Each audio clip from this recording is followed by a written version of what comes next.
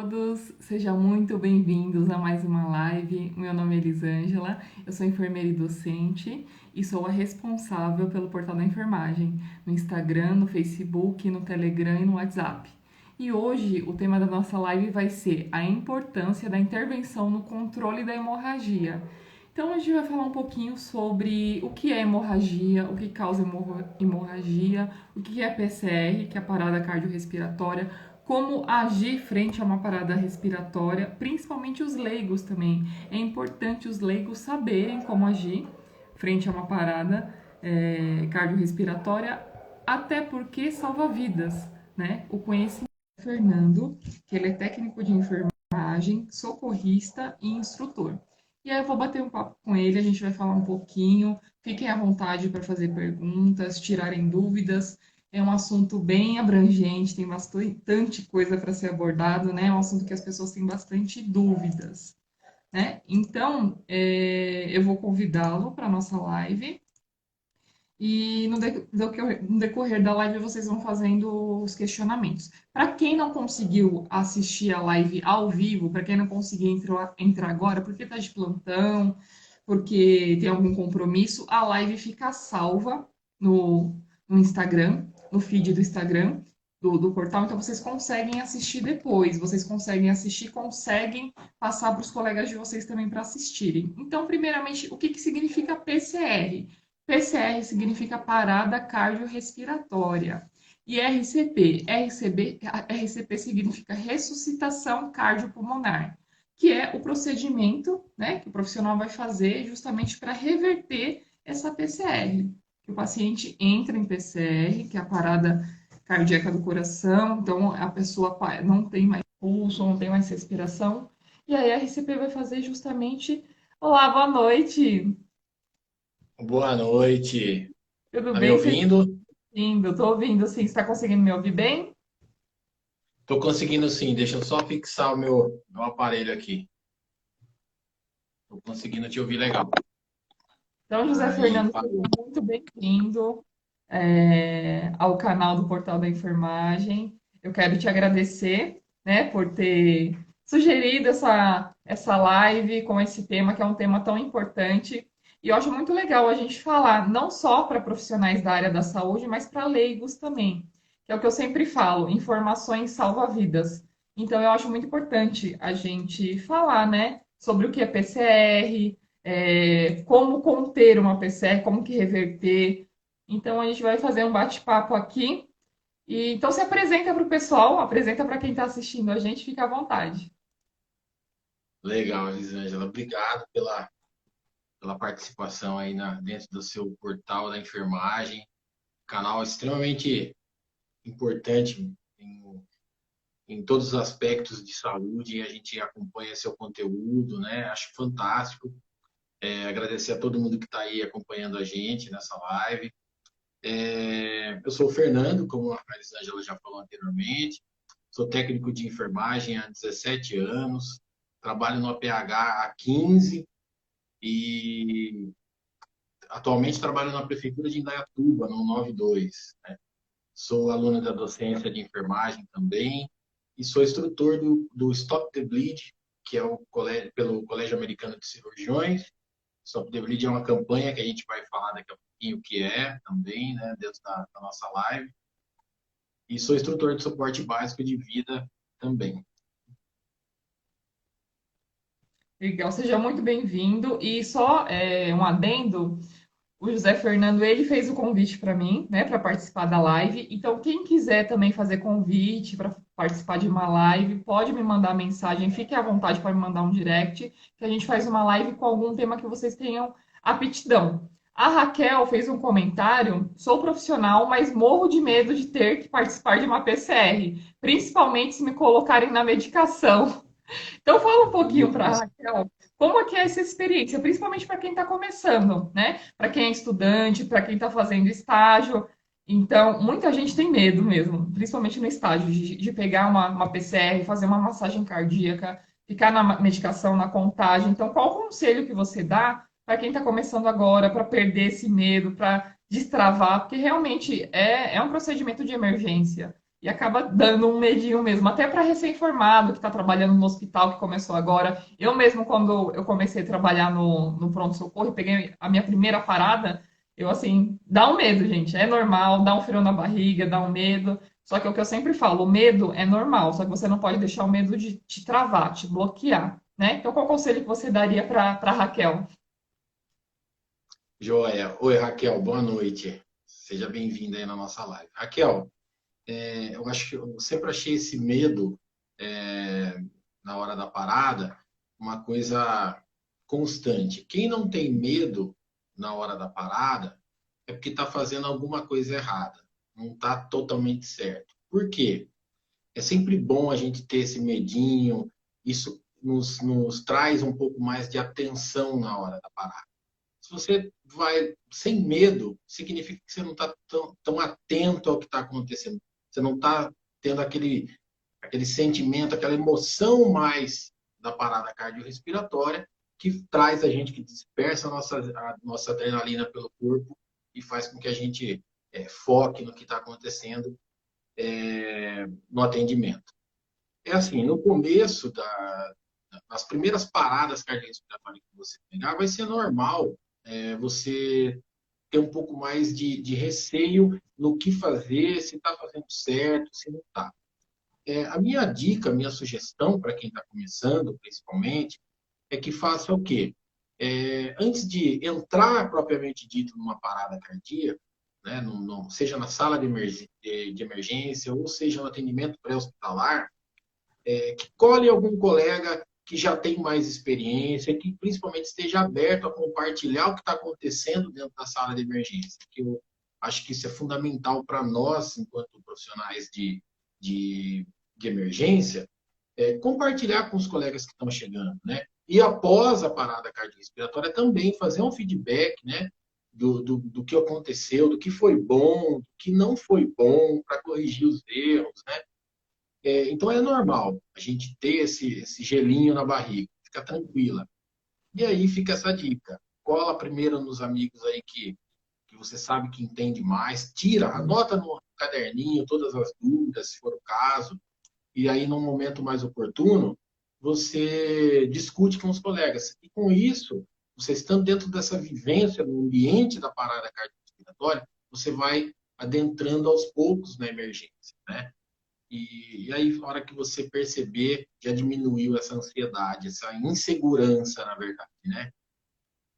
E uma coisa que é muito importante também é comunicação efetiva, né? Então não adianta, por exemplo, três pessoas ir para massagem e ninguém ficar na medicação. Então tem que ter aquela comunicação. Então você vai para massagem, você vai para medicação, você vai para contagem, porque senão fica aquele bate-cabeça. Porque geralmente quando começa uma parada, pessoas que não têm experiência ficam naquele desespero. Corre para um lado, corre para o outro. Eu já vi, por exemplo, numa parada, pessoas correndo com três ambus e abrindo medicação e voando medicação. Então tem que ter, primeiramente, calma, respira, tenha calma e tenha comunicação efetiva com todos da equipe, desde da enfermeira até o técnico de enfermagem até o médico. Então vocês têm que se conversar, ter uma comunicação efetiva para cada um saber o que vai fazer.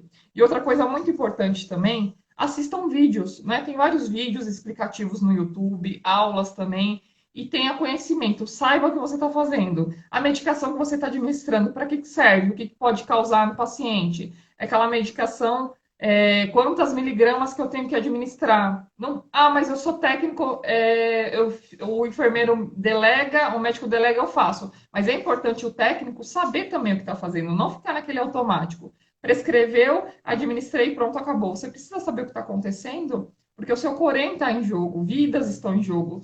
Então, tem uma série de fatores, principalmente na emergência. Emergência é algo que você tem que pensar muito rápido. Então, é que nem você falou, essa dica que você falou é muito importante. Anote tudo que tiver dúvida. Ninguém sabe de tudo. Todo mundo está em constante aprendizado, principalmente na área da saúde. Então, anote, pesquise. Né? Tem vários sites que você consegue pesquisar, vários aplicativos também gratuitos. Pesquise, veja a técnica, como é que funciona, veja vídeos e vai pedindo conselho para quem já trabalha há mais tempo também, porque tem pessoas que gostam de explicar, que ensinam com calma. né? E aí vai treinando. Tem um comentário que a Fran fez, esse conselho é muito complicado, pois nunca uma profissão tão desunida ninguém gosta de ajudar. Ninguém tem todo mundo egoísmo total.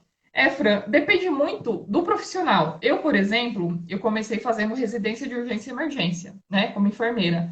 E muitos técnicos de enfermagem me ajudaram, claro, teve uns que. E a pessoa tem que ter humildade também, porque não adianta você chegar com um ar de superioridade, só porque você é enfermeira, você não vai pedir ajuda, por exemplo, para um técnico de enfermagem que tem muito mais tempo de experiência. Então, tudo depende do jeito que você aborda o colega. Lógico, vai ter profissionais que vai ter resistência, não vai querer te explicar, né? Fala assim, mas você trabalha aqui, você teoricamente já deveria saber tudo. E vai ter outros que vão ser mais receptivos, assim como em toda profissão.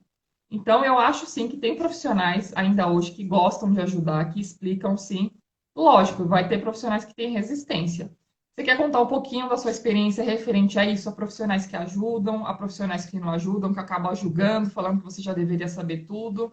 Mas eu acho que o fundamental é você ter humildade, né? Não se achar superior que os outros, independente da sua função, do seu cargo. Sim, eu acho que assim, ó, o que a gente pode tirar desse questionamento da colega, perdão, como é o nome dela? É a Fran. O Fran, eu acho que o que a gente tem que levar junto com a gente no dia a dia é que assim, ó, a mudança deve começar por nós, né?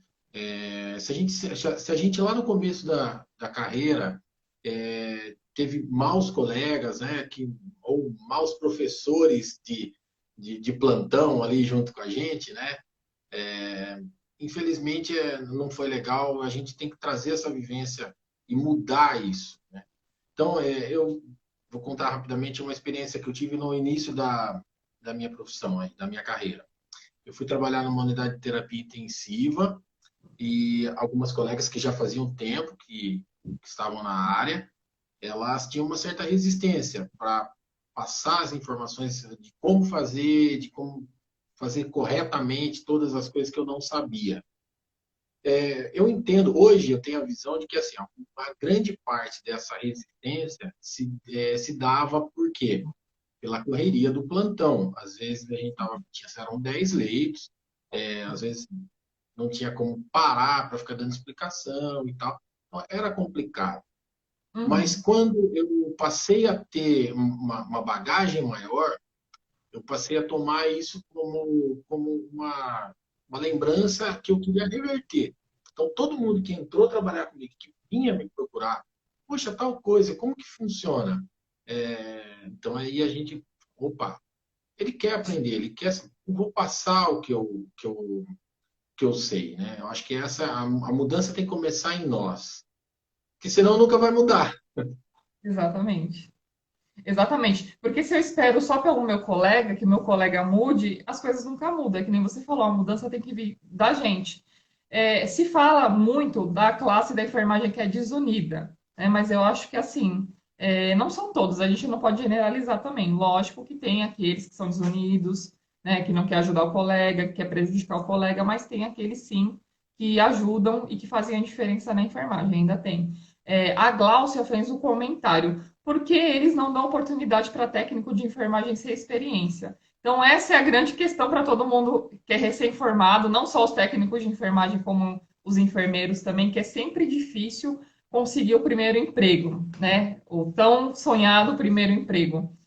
Eu, por exemplo, falando de mim agora, assim que eu me formei, depois de 2 meses eu comecei a trabalhar na ambulância. A ambulância foi meu primeiro emprego. Era algo que eu gostava muito, adorava a ambulância. E assim, primeiro emprego, gente, sempre é muito difícil.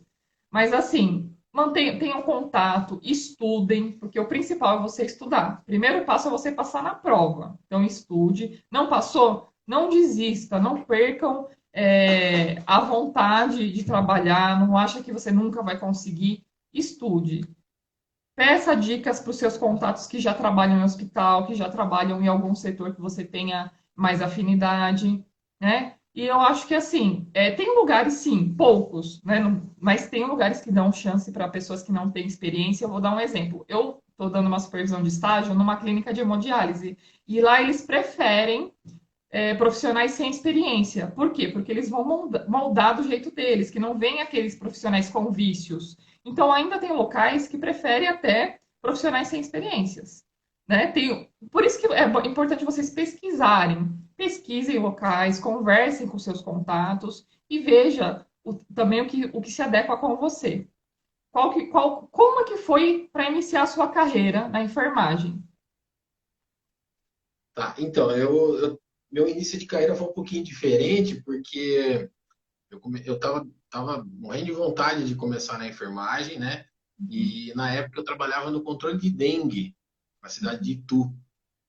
E aí, através, como eu já estava meio que na área da saúde, né? Então, eu acabei conhecendo alguns contatos e comecei a falar com pessoas que trabalhavam no hospital para que me indicassem para levar o meu currículo e tal. Eu fui chamado na Santa Casa de Itu, na época, e foi meu primeiro emprego. Fui fazer a prova. Tenho certeza que eu tremia muito mais para fazer essa prova do que a colega estava perguntando agora há pouco. Foi complicado. E eu iniciei trabalhando no pronto-socorro, né? Mas a minha grande vontade era ir para o APH, para o atendimento pré-hospitalar. Um tempo depois, acho que um pouco mais de um ano que eu estava trabalhando já no hospital, aí através de um colega, o Gabriel, que trabalhava junto comigo na rodovia, né, no resgate. O Gabriel trabalhava já na rodovia, ele levou meu currículo, me indicou, mas por quê? Por um coleguismo que começou, essa amizade começou através desse coleguismo dentro do plantão, dentro do hospital, né? Então, o Gabriel chegou para trabalhar na UTI, tinha muita experiência de atendimento pré-hospitalar e pouca experiência de unidade de terapia intensiva. Então, foi uma troca, né? Então, o que eu consegui passar para ele na chegada dele, teve uma reciprocidade dele também, e acabei indo para a rodovia trabalhar com ele, o que aprendi muito com o Gabriel e com os outros colegas de lá. Então, esse foi meu início. Indicação é algo que ajuda muito. O meu primeiro emprego mesmo, o meu professor que me indicou. Outros empregos que eu já tive também foram amigas que já trabalhavam que me indicaram. Então, por isso é bom vocês terem um bom relacionamento e deixarem a porta aberta também. Por exemplo, o estágio, parece que não, mas estágio você sempre está sendo avaliado pelo professor, pelos funcionários, pelos pacientes. Então, se você é um aluno dedicado, um aluno que gosta de fazer as coisas, tem proatividade, que faz as coisas bem feitas, com amor, você é visto. Né? Eu digo por isso, onde eu estou dando supervisão, por exemplo, tem 4 alunas minhas que eram estagiárias da clínica e depois que acabaram o estágio, acabaram sendo efetivadas lá. Por quê? Porque todo mundo viu a qualidade delas, a dedicação delas, e sempre depois a supervisora fala comigo: qual dos alunos você indicaria? Seus alunos você viu que teve interesse, que desenvolveu? Então, assim, o momento do estágio é um momento de aprendizado e é um momento de você meio que vender o seu peixe também, porque você está sendo visto. Então, faça as coisas bem feitas. Ah, mas eu não gosto desse setor. Mas, assim, estágio é um momento que você vai passar por vários setores. Independente se você goste ou não, você tem que passar por aqueles setores. Futuramente, quando você for trabalhar, aí sim, eu acho legal você escolher algo que você goste para você não ser um profissional frustrado e trabalhar arrastado, trabalhar só por conta do salário. Porque o salário é importante, o dinheiro é importante sim, mas você fazer algo que você goste com amor, com vontade, é muito importante também. Então, uma dica que eu dou para estudantes que estão fazendo estágio: se dediquem nos estágios, pois vocês estão sendo vistos. Vocês podem depois entregar currículo nos hospitais, nos lugares que vocês estão passando também. Professor, tem vários professores que indicam, eu mesmo indico vários alunos meus, aqueles que eu vejo que é dedicado, vejo o empenho deles. Então, tem essa série de fatores que você consegue uma inserção no mercado de trabalho um pouco mais fácil, que realmente é difícil. O primeiro emprego sempre é difícil. A Gláucia fez um comentário: eu trabalho numa clínica de dermatologia há 20 anos. E há 2 anos me promoveram como técnica de enfermagem, mas meu sonho e foco seria hospitalar. Primeiramente, parabéns, Gláucia, pela promoção. E assim, se o seu sonho, o meu conselho, se seu sonho é área hospitalar, então vai atrás do seu sonho. Eu acho que é muito. Eu, por exemplo, eu era da área hospitalar, nunca na minha vida eu achei que eu ia para a área da docência, e quando eu me inseri na área da docência, eu me apaixonei. E eu agora me dedico totalmente à área da docência, em lecionar, em administrar cursos, treinamentos em hospitais. Então, eu acho que a gente tem que fazer o que a gente gosta. Então, busque o seu sonho, corra atrás dos seus sonhos, porque vale a pena. É um conselho que eu dou. O que você fala sobre isso, Fernando? Sim, acho fantástico isso aí. Parabéns pela promoção aí da colega. Só queria fazer um adendo sobre o que a gente está falando. É assim, ó, entre as equipes, não tenha vergonha, não tenha medo de compartilhar o que você sabe. A informação que a gente retém, ela morre junto com nós.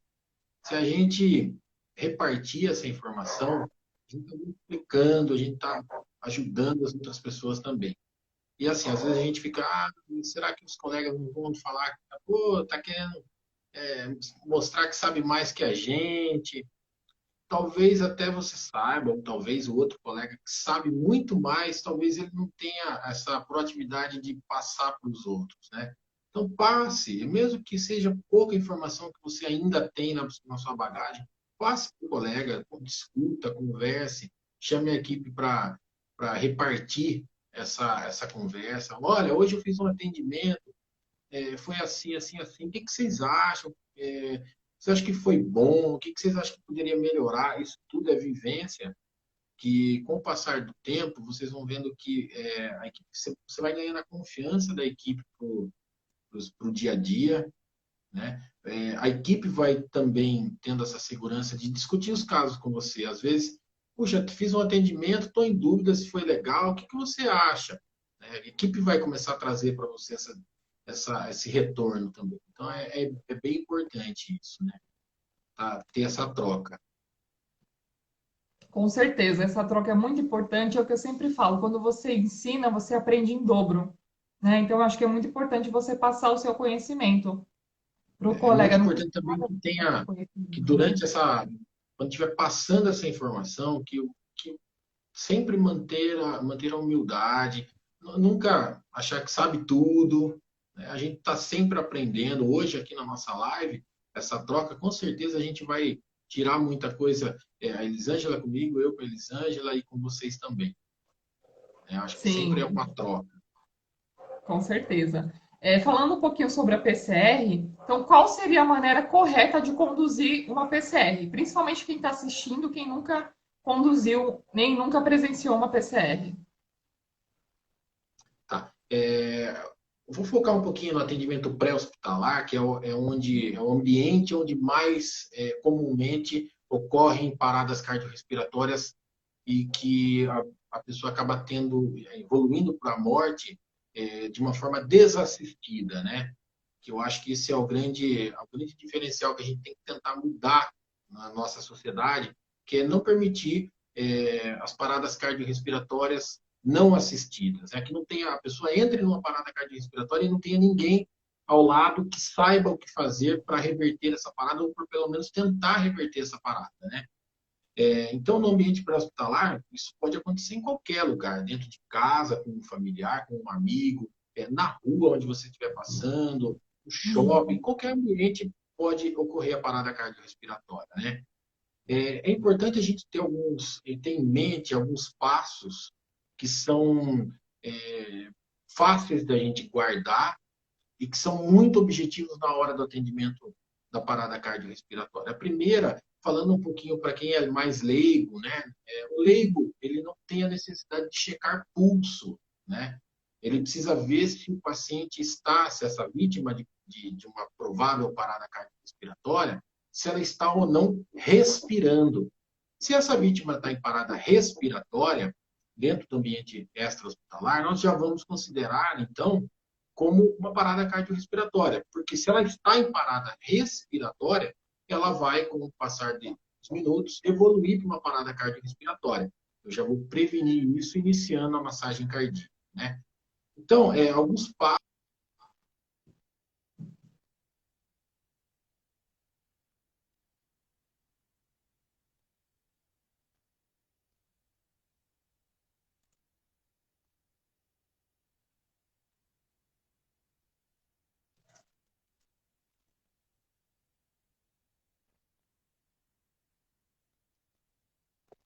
Fernando?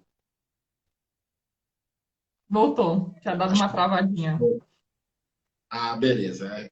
Sumiu tudo aqui. Vamos lá, voltando. Então, o primeiro passo é você identificar a parada cardiorrespiratória ou a parada respiratória para o leigo, né? Para quem já é profissional de saúde, já sabe que deve checar o pulso na região carotídea, né? Região do pescoço, porque fazemos vasoconstrição da região periférica, então o nosso corpo automaticamente vai concentrar para os órgãos nobres, né? Coração, pulmão, cérebro, então o ideal é que cheque pulso na região carotídea.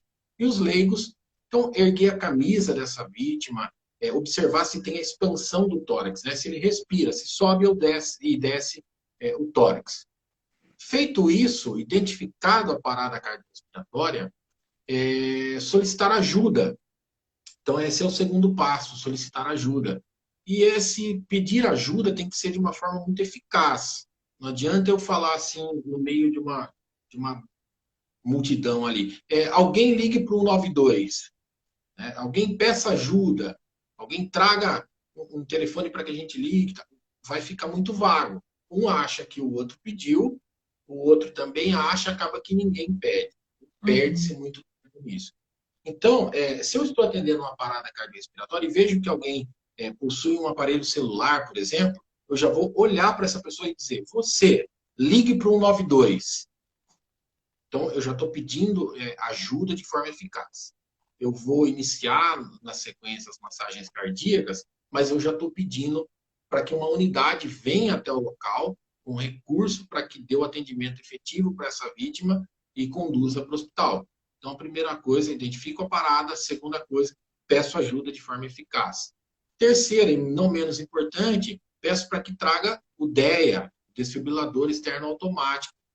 Hoje em dia, graças a Deus, já é uma realidade entre a gente, né? Então, shopping centers, estádios de futebol, então, várias escolas, né? Já tem a disponibilidade de um DEA. Então, se eu estou num local onde haja a possibilidade de que esse DEA chegue até mim de maneira rápida, né? Até mesmo antes que o suporte básico ou o suporte avançado chegue no local para dar o atendimento, é fantástico. Por quê?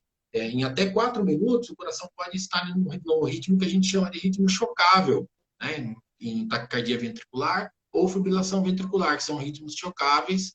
Para reverter isso, ele precisa receber um choque. Então, eu preciso que traga o DEA. Na sequência, identificada essa parada, pedir ajuda, pedir para que outra pessoa trouxesse o DEA, eu vou iniciar as massagens cardíacas.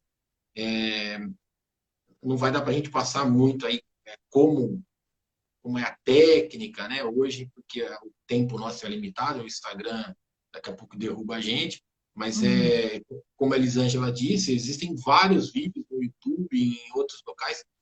A gente pode até colocar depois nos canais aí do Instagram um Vamos vídeo falando, né, como fazer uma. a Desculpa te técnica fazer. correta. A gente pode até fazer uma outra live também com uma continuação, porque como é um tema muito abrangente, né? A gente pode Sim, depois fazer uma live com uma continuação. Se vocês tiverem alguma dúvida específica, podem me mandar também. Eu falo com o Fernando e a gente monta alguma outra continuação da live também. Porque é um tema muito importante, é um tema muito abrangente também, né?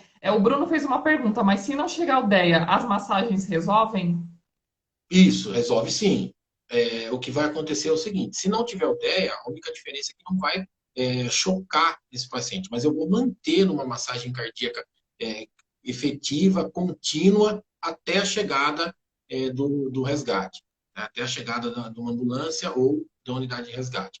É importante frisar um detalhe, principalmente agora, durante o período da pandemia. A American Heart ela preconizou, ela trouxe alguns adendos para o protocolo de atendimento da parada cardíaca, justamente voltados para atender pacientes com suspeita de Covid. Então, assim, hoje em dia, aqui na nossa região, por exemplo, ainda é uma área endêmica, né? Então, a gente tem ainda de Covid. Então, o ideal é que a gente use a chamada técnica a chamada técnica hands-only. O que é isso? Somente as mãos. Então, eu vou realizar a massagem cardíaca, vou manter a compressão cardíaca desse paciente até a chegada de uma unidade de atendimento. Por quê? Eu não vou ventilar esse paciente se eu não tiver um mecanismo de barreira para o COVID. No caso, seriam os filtros EPA, né, que vai ser acoplado no AMBU. E se eu não tiver um AMBU? Geralmente, alguns socorristas também usam a Pocket Mask, né, que é a máscara de bolso. Também não está recomendada durante esse período, né, porque ela existe o risco de aerosolização do ambiente e de contágio do socorrista. Então, manter a técnica hands-on, somente as mãos, até a chegada de uma unidade. Lembrando que para fazer a massagem, você não pode colocar muita força, senão você acaba quebrando a costela do paciente. Não pode ser muito lento também, porque acaba não sendo efetivo. E tem que ser sempre numa superfície rígida. Então, por exemplo, se o paciente estiver no leito, na cama, sempre colocar aquela tábua, que já fica uma tábua para colocar por baixo, para fazer a compressão. Então, frisando muito essa parte da superfície rígida. A Fran Sim. fez um comentário. Eu gostaria muito que colocassem um vídeo, pois a minha experiência é somente de atenção primária. Esse vídeo que eu estou fazendo com o Fernando, ele vai ficar salvo no Instagram lá no feed. Então, quem quiser ver de novo, quem quiser baixar depois, ou quem não conseguiu assistir ao vivo e quiser assistir depois, fica salvo no feed e eu vou disponibilizar para o Fernando também para ele fazer a divulgação nas redes sociais dele, para os contatos dele. Então, fiquem tranquilos quem não conseguir ver agora, porque é bom sempre deixar salvo, que aí você consegue voltar, pausar, fazer alguma anotação, algum adendo, que é sempre importante.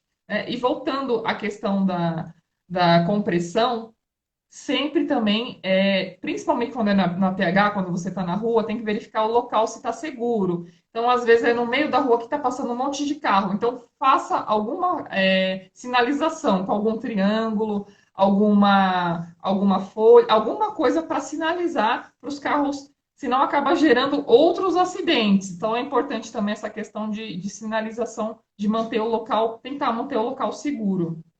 Sim, Porque essa fica muito informação. curioso ao redor, e é que nem você falou, às vezes ninguém chama o resgate, então tem que falar, olha, chama o resgate para mim, enquanto isso o outro já está fazendo a massagem, e é o que entra de novo a questão da comunicação efetiva, porque não adianta ter um monte de gente ao redor só olhando ou filmando e ninguém agir efetivamente. Um leigo consegue agir também com dicas simples. Essas dicas, por exemplo, que nós estamos dando, um leigo consegue tranquilamente Sim, conduzir uma massagem até o resgate chegar.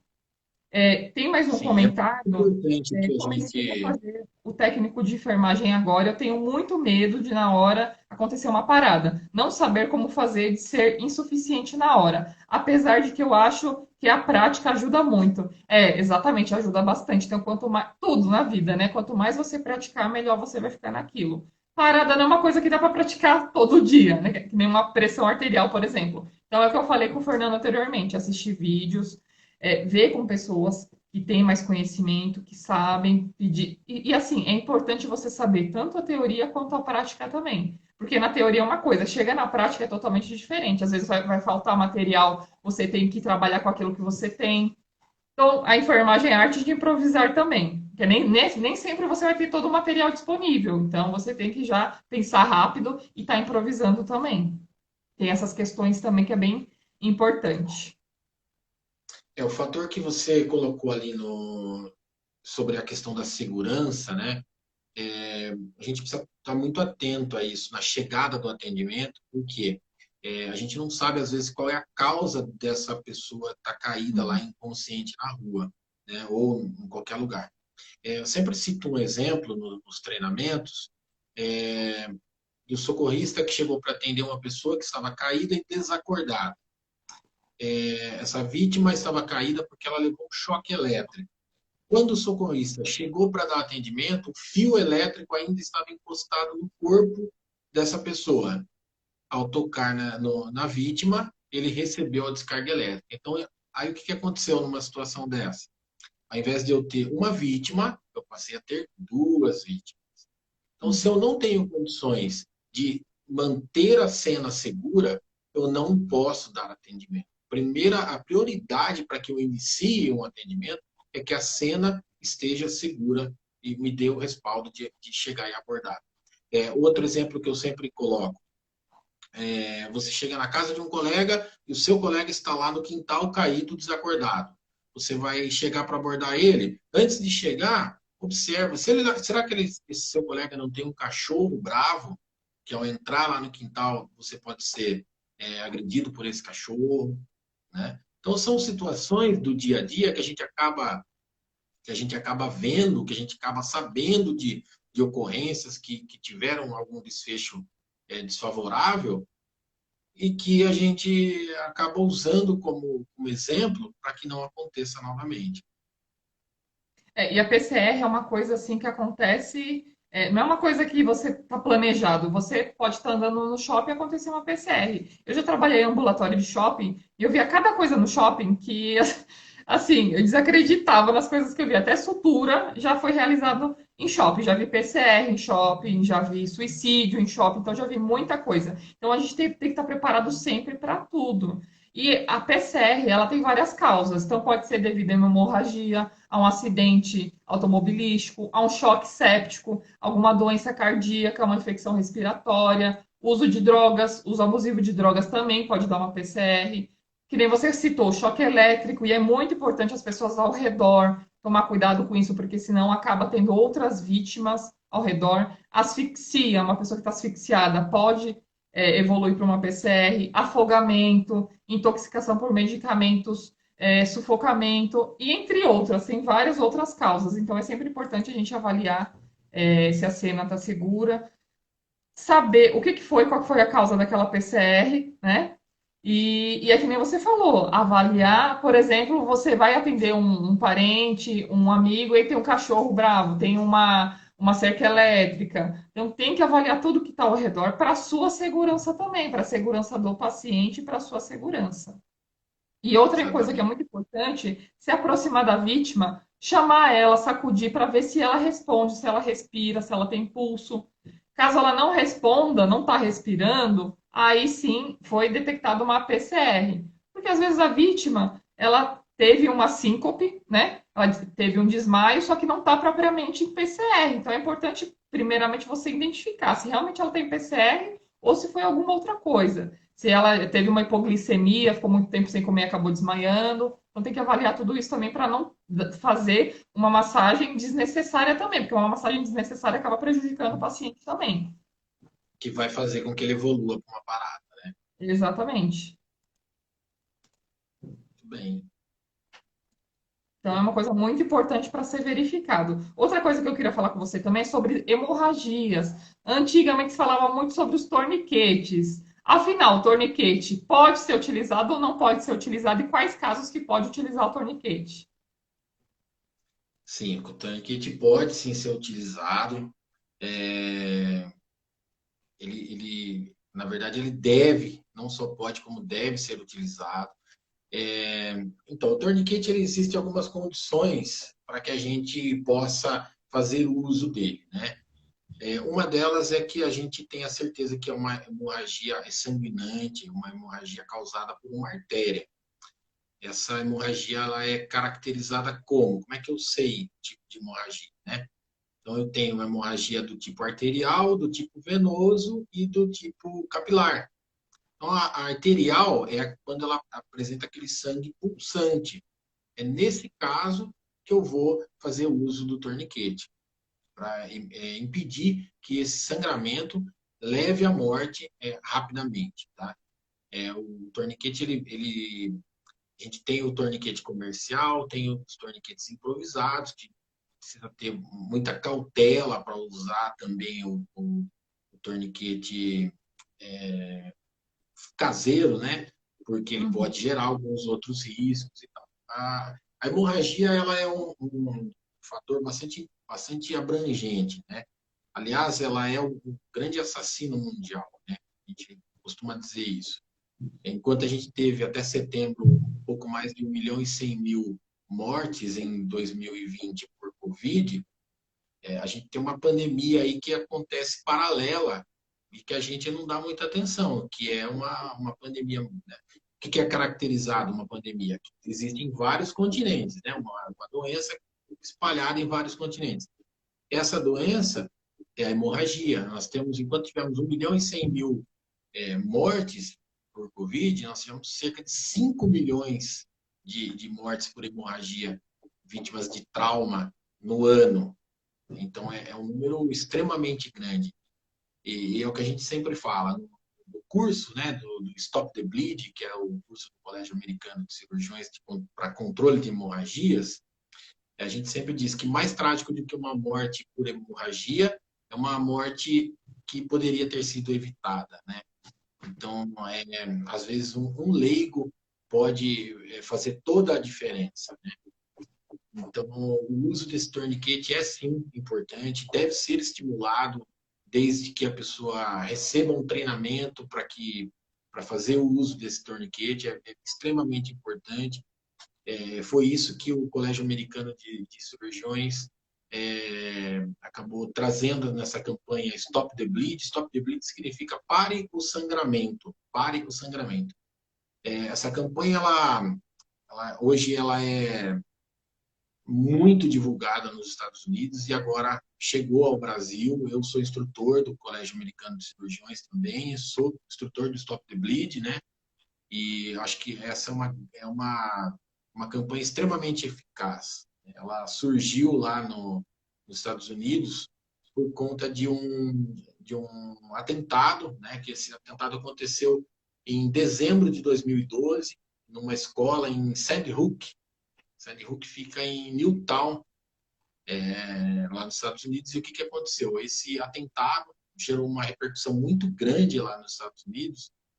E aí, com isso, foi convocado um comitê, né, o chamado. E aí, através desse comitê, criou-se o Hartford Consensus, o Consenso de Hartford, onde a ideia era aumentar a sobrevivência das pessoas, né, vítimas de acidentes em massa, intencional, né? Então, atentados terroristas que andaram acontecendo, como, por exemplo, em 11 de setembro, tiveram várias vítimas com hemorragia também, né, nesse ataque, e também eventos como esse da escola elementar, de atiradores ativos disparando contra a população. Nós tivemos aqui também em São Paulo um caso semelhante numa escola, né, em que dois jovens entraram e acabaram disparando contra vários alunos, e tudo. Tivemos aquele caso do aluno Matheus, aluno de medicina, que entrou no cinema, atirando. E a cultura nossa aqui no Brasil, até hoje, ainda numa situação dessa, correr o mais rápido possível, Né? e se esconder. E aí não se criou até hoje a consciência de que talvez eu possa me abrigar e socorrer alguém que esteja no sangramento ativo, né? Por exemplo, nos Estados Unidos, ocorreu uma situação com um professor, inclusive, o nome dele é Brian Ludmer. Até eu ia mostrar isso para vocês através de um slide, né? Mas que, infelizmente, pelo Instagram não dá para a gente passar slide. O Brian Ludmer, esse professor, ele estava numa situação onde ele foi alvejado, ele tomou um tiro na coxa, que pegou a artéria dele, ele conseguiu se abrigar atrás de um armário e, através da camiseta dele, ele conseguiu se salvar, fazendo a compressão da artéria no local certo com a camiseta dele.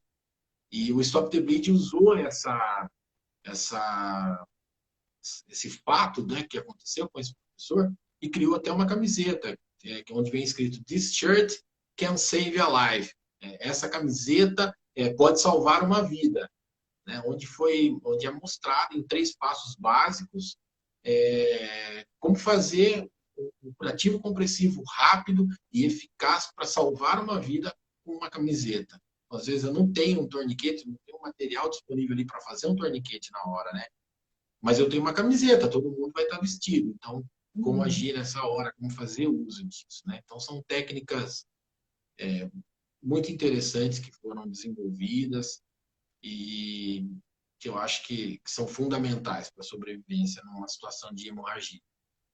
Extremamente importante essas dicas que você deu, esses exemplos que você deu, porque infelizmente são exemplos que está acontecendo cada vez mais. E é que nem você falou, a primeira reação é correr, é o desespero. E a pessoa não fica, não entra naquele modo racional. É o que você falou, são coisas simples, por exemplo, uma camiseta que pode salvar vidas. Então, a importância de estancar a hemorragia, porque se você não estancar essa hemorragia, acaba ocasionando consequências graves e pode ocasionar até óbito.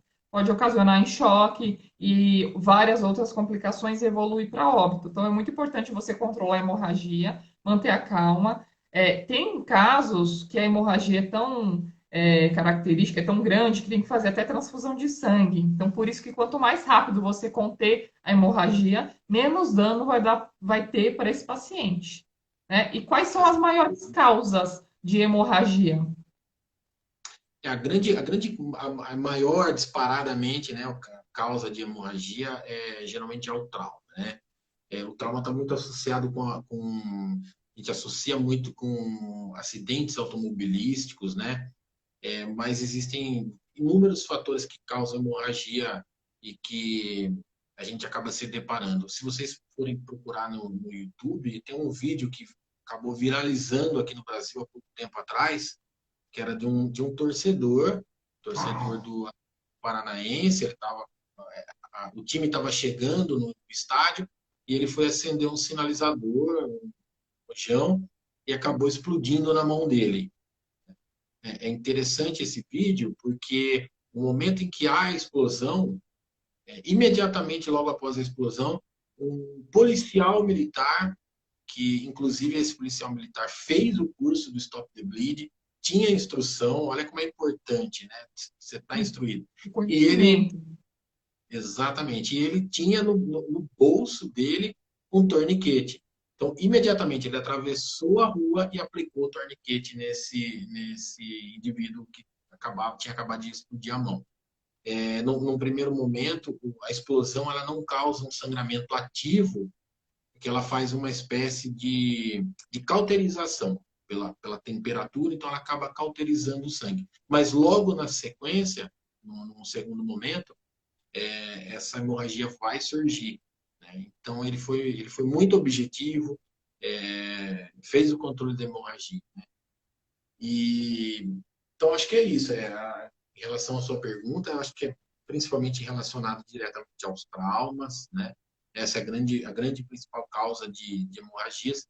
E a gente tem aí dos mais diversos traumas, né? Uma ocorrência que eu atendi há alguns dias atrás, acho que um mês atrás, mais ou menos,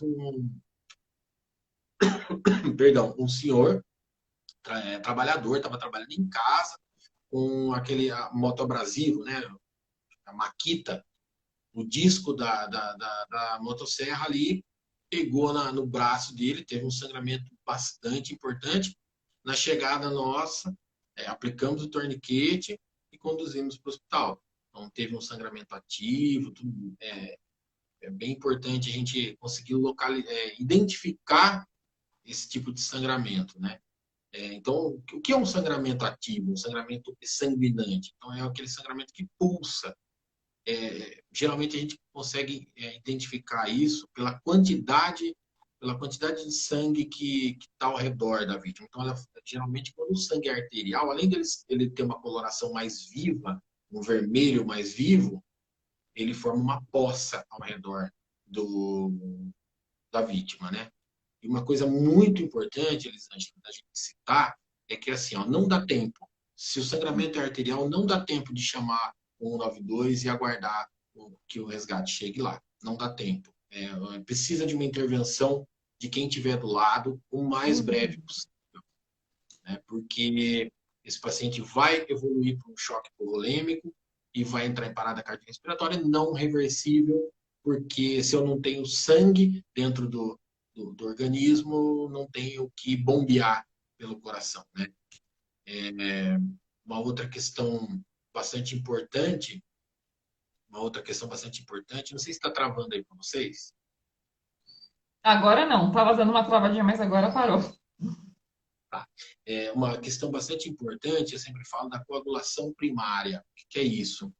Então, quando o socorrista, né, a pessoa que chegar lá para dar o primeiro atendimento, fizer a contenção desse sangramento, que ela não retire mais esse primeiro curativo. Se ela tiver que, se o curativo não foi o suficiente para conter essa hemorragia, ela coloque mais um por cima e mais outro, mas que não retire o primeiro, porque a fibrina, toda aquela região interna do endotélio ali, né, do vaso, não, perdão, da artéria, que vai estar começando a formar uma cascata de coagulação.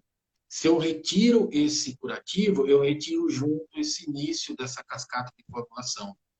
Com isso, eu tiro o pouco que que o corpo estava conseguindo combater o sangramento, eu acabo tirando quando eu vou trocar o curativo. Então, essa é uma coisa que precisa estar bem claro, né? É lógico, como eu falei para você, né? Não tem como a gente passar, é a mesma coisa da parada cardiorrespiratória, não tem como a gente passar as técnicas, tudo isso a gente passa muito a fundo, os sinais do choque, a fisiopatologia do choque, o uso do torniquete, os torniquetes juncionais, né? Enfim, toda essa parte do controle, preenchimento de ferida, tudo isso a gente passa por completo no curso do Stop the Bleed. É um curso fantástico, passa com mais calma, mas algumas coisas são importantes que para quem está na nossa live hoje, se de repente trombar com uma hemorragia ativa, que primeiro saiba identificar se é uma hemorragia de sangue arterial, que é o que vai levar à morte em poucos minutos e provavelmente antes da chegada de um socorro. Se ela é venosa, né, a venosa ela vai ter uma coloração mais escura e ela não pulsa, ela não dá aquele jatinho de sangue. Então, essa o sangramento venoso. Deve ser contido também, mas é um pouco mais fácil de você conter um sangramento venoso do que o sangramento arterial.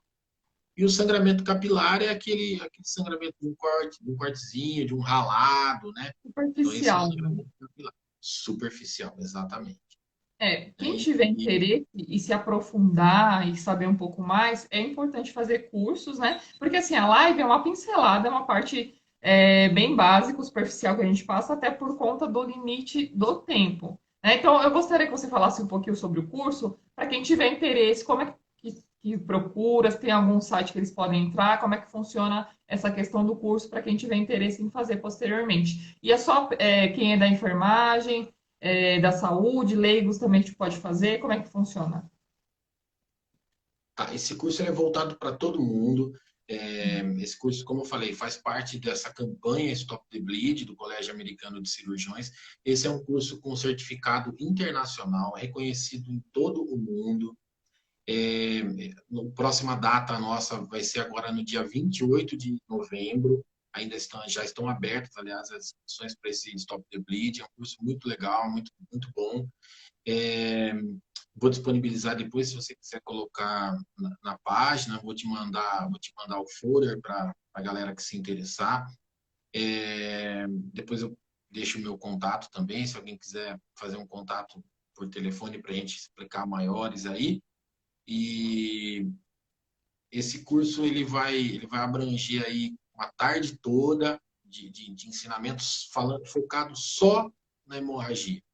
E quanto ao público-alvo, então é assim, como eu expliquei, qualquer pessoa pode se deparar com uma hemorragia grave, seja num acidente de trânsito, seja um policial militar, um guarda municipal, né, um profissional da segurança que é, pode ser alvejado por alguma pessoa, né, por algum ladrão, por uma troca de tiros, né?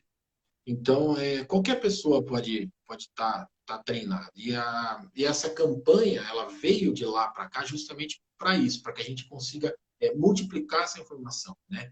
Nos Estados Unidos, eles colocaram, inclusive, junto com o DEA, junto com o desfibrilador externo automático, nos pontos onde existe o DEA, hoje nos Estados Unidos, em quase 100% dos locais onde existe o DEA, existe também um kit do Stop the Bleed, contendo torniquete, contendo a manta aluminizada, contendo a tesoura com ponta-romba. São equipamentos que a gente fala durante o curso, né? São equipamentos que a gente faz uso para contenção de uma hemorragia. Né? Então, uma campanha muito interessante, uma campanha grande, está abrangendo o mundo todo. e a gente, aqui no Brasil, é lógico que a gente não ia ficar de fora. Então, fica o convite para todo mundo que quiser participar, dia 28 de novembro. Esse curso, como eu falei, com certificado internacional reconhecido pelo Colégio Americano de Cirurgiões. E o controle de hemorragia é algo tão importante que agora faz parte também da análise primária, né? Que antes era o ABCD e agora tem o X também, que é justamente o controle de hemorragia grave. Então, eu gostaria que você falasse um pouco desse X que foi acrescentado no ABCD para demonstrar a importância desse controle dessa hemorragia, que é algo muito importante que as pessoas, infelizmente, não dão tanta importância. É que nem você falou, os números são muito crescentes, são alarmantes e que não é Sim, falado nisso. Foca-se nas pandemias e não foca-se em algo tão grave também que vem acontecendo não de agora, de muito tempo que isso já vem acontecendo, né? E cada vez mais, sim, principalmente eu em períodos não fiquei sabendo. comemorativos.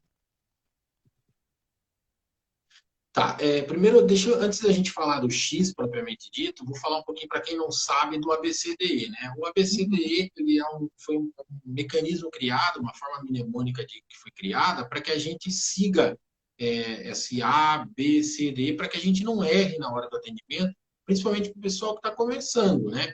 Para que não pule etapas. O ABCDE é o que mata primeiro, vem primeiro. Então, por exemplo, o A ele corresponde ao airway, que é o caminho do ar, né? Então, a abertura das vias aéreas desse paciente. Por quê? Se eu não abrir a via aérea dele e permitir que o ar entre para dentro dele, ele não vai respirar, automaticamente vai entrar em parada respiratória e vai evoluir para uma parada cardiorrespiratória. O B, que é o segundo, é a respiração, avaliar a boa ventilação. Como é que está a qualidade da respiração? Eu preciso intervir nessa boa ventilação. Né? Então, se ele não respira, eu preciso fazer ventilações artificiais. Né? Esse é o B. O C, ele fala da circulação do sangue pelo corpo. Né? E aí até depois alguns questionamentos sobre, mas então eu vejo o X ou vejo o C, né? A gente já vai falar sobre isso. O D, que é a avaliação neurológica desse paciente, então a avaliação das pupilas para ver se houve algum trauma dentro da cabeça, né? Algum trauma no crânio, no cérebro. É, avaliação se ele teve algum trauma raquimedular, então se ele movimenta as pernas, os braços, então é a avaliação neurológica dessa vítima. E o E, por último, que é a exposição dessa vítima. Então, expor para que eu possa fazer uma análise completa do corpo e também o controle da temperatura. Por alguns motivos específicos, eu preciso controlar, né? Por exemplo, um paciente que tiver em parada cardiorrespiratória e tiver com uma hipotermia severa, ele não vai voltar dessa parada, vai ficar massageando, ele não vai ter retorno à circulação espontânea. E aí, depois que foi criado esse ABCDE, já há tantos anos, e que parecia para nós já uma coisa quase que imutável, né? Surgiu o X. Né? Então, daí todo mundo, mas o que é o X? O que é o X? E, na verdade, a gente está agora aí praticamente chegando para a gente a 10ª edição do PHTLS, mas desde a 8ª edição já aparece esse controle de hemorragia com X, né? Então já tem algum tempo. É que agora está sendo mais falado, mais divulgado, mais explicado esse X. Então o X ele é tão importante, né, que ele vem antes do A. E o que é o X, então? É o controle das grandes hemorragias, das hemorragias sanguinantes. Então, por que o X veio primeiro, então, né? Porque ele é mais importante, então, do que a via aérea ou do que a boa ventilação e tudo. Na verdade, o quê? É que se eu não fizer o controle rápido dessa hemorragia, tudo que eu fizer depois não vai ter utilidade alguma. Eu posso, enquanto eu estiver abrindo a via aérea desse paciente, fazendo uma boa ventilação desse paciente, ele está sangrando ativamente. Então, ele está perdendo volume de sangue que vai evoluir com um choque muito rápido e que depois eu não tenho como reverter. Então, primeiro eu controlo, eu fecho a torneira, vamos dizer assim, tá? Eu fecho a torneira para depois eu consertar o problema que deu na caixa d'água. Muito boa Tá essa bom? sua explicação. Eu quero te agradecer novamente, Fernando. Infelizmente, o nosso tempo acabou, né? É um tempo limitado e é um assunto muito importante, muito abrangente, mas eu faço convite para você, para a gente fazer uma outra live para dar continuidade. Quero agradecer todo mundo pela participação, pelos comentários. Quem quiser fazer uma live comigo também de algum tema que tenha interesse, fique à vontade para mandar nos comentários. E se alguém tiver interesse também, quiser mandar alguma dúvida, alguma pergunta para o Fernando, fique à vontade também, né, Fernando? Podem te chamar no direct também, no privado. E espero que vocês tenham gostado do assunto, do tema, que eu acho que é um tema de extrema importância, de extrema relevância, que vem aumentando, infelizmente, né, gradativamente. E é que nem eu falei, é algo que pode acontecer a qualquer momento com um parente seu, com um amigo seu, não só no hospital, não só na ambulância e no APH, mas também com alguém próximo, né? A saúde é algo muito imprevisível, algo que a gente não consegue prever o que vai acontecer, né? Então, muito obrigada, Fernando. Eu espero que tenha sido uma live produtiva para todo mundo, que todo mundo tenha entendido as explicações. Você explicou de uma forma muito clara. Foi um tempo limitado, mas foi um tempo muito válido essa troca de experiência, esses exemplos, essas ilustrações, acho que ficou bem claro para o pessoal entender. Né? E eu Joia. aguardo você para uma próxima live, a gente marca uma próxima live. Teve um comentário aqui que falava para a gente falar um pouco das medicações na próxima live, as medicações que é usada durante a parada. Durante a parada. Legal. Pessoal, a gente vai colocar, eu vou colocar algumas coisas também, para quem quiser dar uma olhada depois, seguir a gente lá também na página, tem a página No Foco do APH, é uma novidade aí, essa página está no ar desde ontem, então ela acabou de nascer, e então fica o convite para a galera também participar lá no Foco do APH, tá bom? Eu vou deixar o meu contato, pode ser, Elisângela? Pode. E pode escrever na descrição também o nome no foco do PH para quem está entrando agora. E se quiser também me mandar depois, eu faço a divulgação na página para o pessoal estar seguindo depois. E aí você me passa depois as datas do curso e eu divulgo aqui também para quem tiver interesse. Porque é o que eu sempre falo, curso é sempre importante e ajuda muito no currículo também. Que nem eu falei em umas lives anteriores. Não adianta colocar curso desatualizado, curso de 2010, curso de 2009, porque a área da saúde é algo que está sempre mudando, né? Então, às vezes o que você aprendeu lá 5 anos atrás agora já mudou. Por exemplo, a ABCD que tinha mudado, depois mudou para CAB e agora já mudou de novo. Então, é algo que a gente tem que estar se atualizando, né? O mercado exige isso da gente e é cobrado em provas também. Principalmente, a PH é algo super importante, que eu acho super interessante fazer o curso, sim, para você ter, além da teoria, a questão da prática também. Porque na vivência, no estágio ou no trabalho, você não consegue ter tanto a prática. Aí no curso, você consegue ter um pouco mais a fundo a prática, um pouco mais a vivência. Então, eu acho que o profissional da enfermagem, o profissional da saúde tem que se atualizar sempre. É de extrema importância. E é o que eu falo, conhecimento é poder. Você tem que ter conhecimento, né, para você ser um bom profissional. E afinal, a gente lida com vidas, né? Então a gente salva vidas. E é o que eu falo, principalmente em atendimento de emergência, tempo é vida. Então é algo que tem que ser agir de imediato. Exatamente. Eu acho que os treinamentos é a hora que é tão importante o treinamento que é a hora que você pode errar. Você pode errar à vontade no treinamento para que possa ser corrigido. Porque na hora do atendimento, se você errar, vai lesionar essa vítima, né? Então é muito importante treinar, muito importante ler, muito importante olhar os guidelines, olhar os protocolos. Agora mesmo, dia 21 de outubro, saiu o protocolo novo da American Heart. Então, mais um enriquecimento para nós do APH. Está todo mundo lendo, está todo mundo se atualizando e não dá para ficar para trás. A gente tem que sempre estar lendo, sempre atualizando para que quando chegar na hora de uma precisão, saber o que está fazendo, fazer com propriedade, né? E fazer da melhor maneira possível e cumprir o nosso grande objetivo, que é salvar vidas. Com certeza. Então, Fernando, eu fico à disposição para quem tiver alguma dúvida. O Fernando também está à disposição. E qualquer dúvida pode entrar em contato com a gente, qualquer sugestão também de alguma ideia, de algum tema de live, de alguma dúvida que surgiu. Divulguem para os contatos de vocês, divulguem para os seus amigos, independente se é da área da saúde ou não, que nem a gente estava falando, leigos. Também é importante vocês assistirem, vocês saberem o atendimento básico, porque não é sempre que vai acontecer o acidente do lado de alguém da saúde. Muitas vezes vai ter vários leigos. Então é importante ter esse primeiro atendimento que faz toda a diferença. Então, muito obrigada, tenham todos uma boa noite e eu espero vocês na próxima live. Até a próxima! Valeu, pessoal. Obrigado. Boa noite.